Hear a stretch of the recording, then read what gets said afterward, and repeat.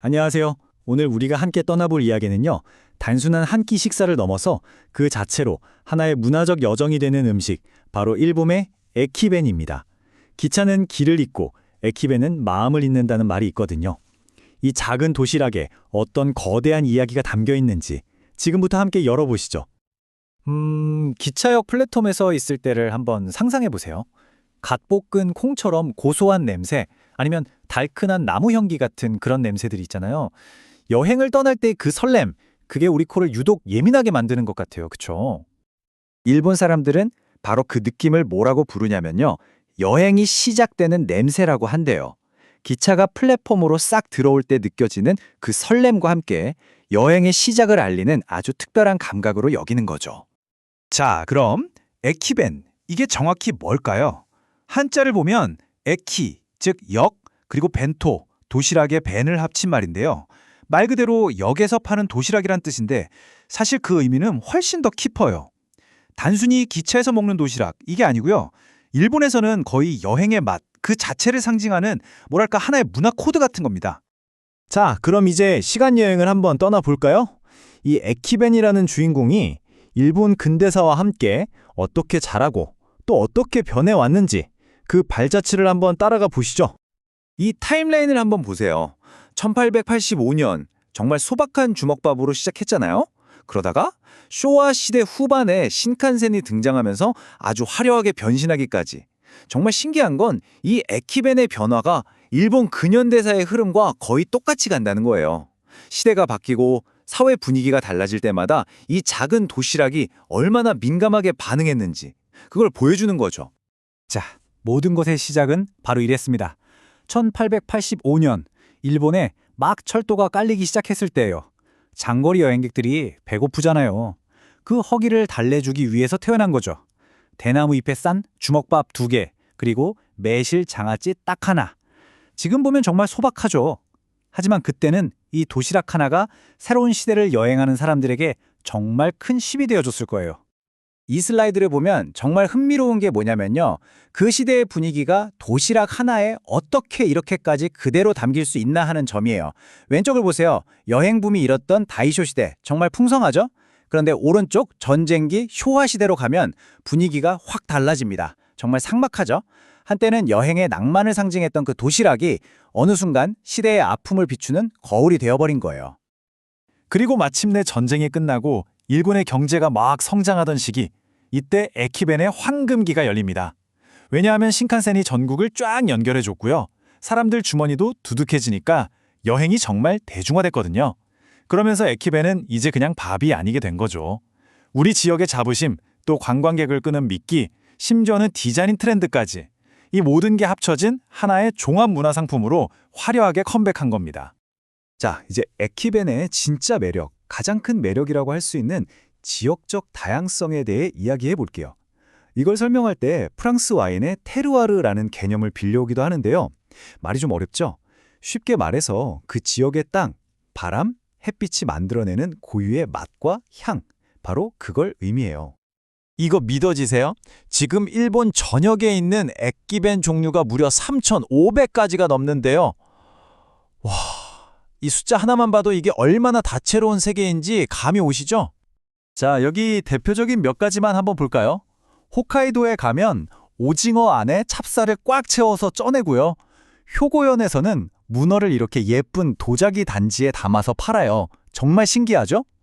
이처럼 도시락 상자 하나하나가 그 지역의 자연, 산업, 그리고 사람들 사는 이야기까지 모든 걸 담아놓은 작은 무대 같은 거예요. 자, 그럼 다시 현대로 돌아와 볼까요? 이 소박했던 도시락이 어떻게 소셜미디어가 판치는 이 시대, 초고속 열차의 시대에 살아남아서 전설이 되었는지 그 비교를 한번 들여다보겠습니다.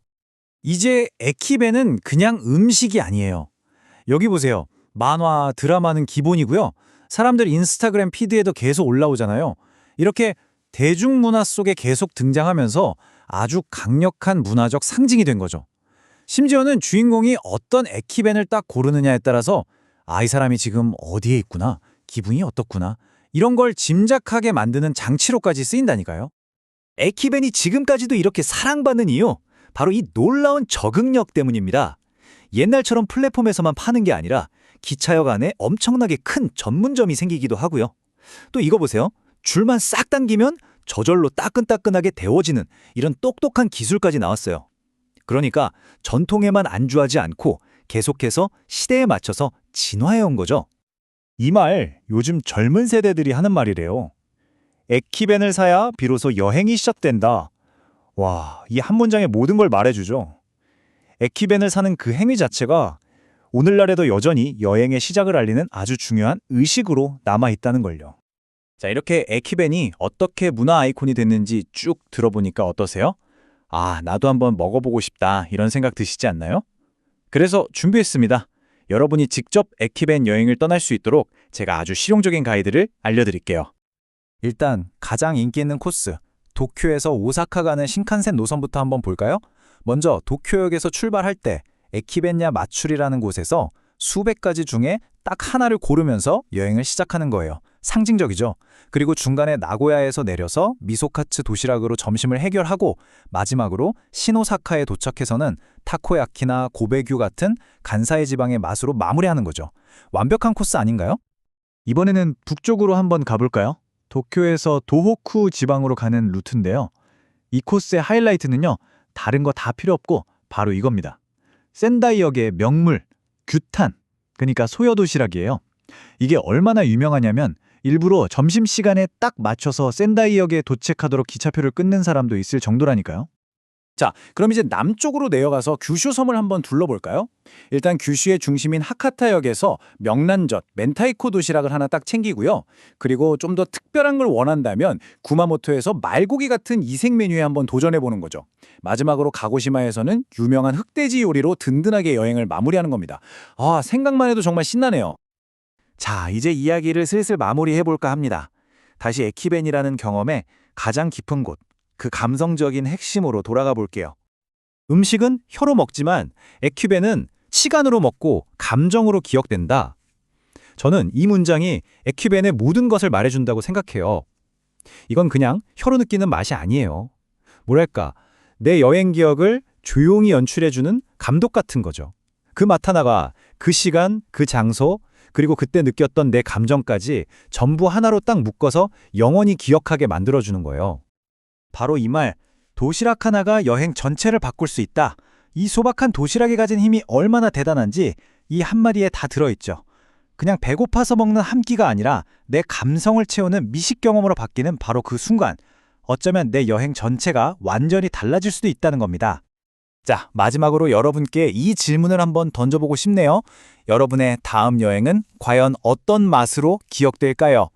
이 질문을 통해 여러분의 지난 여행을 한번 떠올려 보시고 또 앞으로 여러분만의 새로운 에키벤 이야기를 찾아 떠나고 싶은 마음이 생기셨으면 좋겠습니다.